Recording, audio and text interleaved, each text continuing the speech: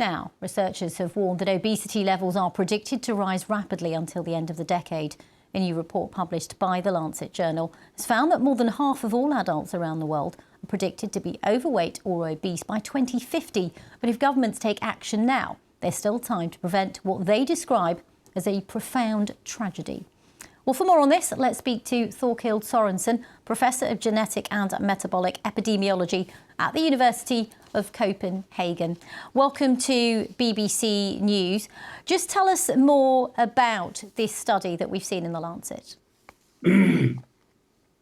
I think this is a great study, really telling us what has happened through the last decades in the world in terms of the obesity pandemic. I think it's worse to calling it a pandemic because it's obviously affecting all countries in this world. And also they are doing a very good job in trying to predict what happens in the future with the pandemic.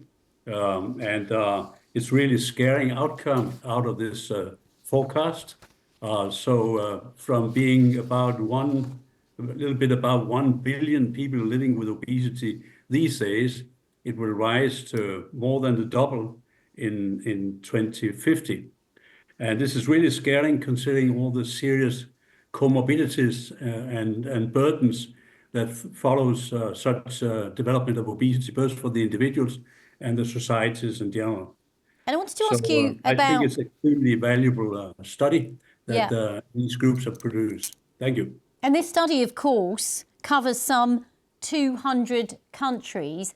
I wondered if you had a breakdown on where some of the biggest changes are. For example, I remember when I was a reporter in India seeing that as the economy grew there, obesity also grew. Is that a trend that you're seeing in some of these kind of emerging economies?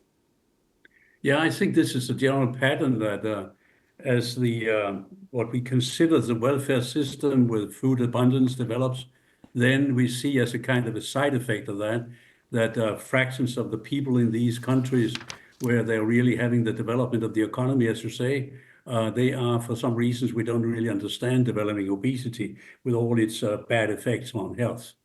So you are right in that. And there's a very heterogeneous picture around the world about who is most affected, where is it changing most rapidly, et cetera, et cetera.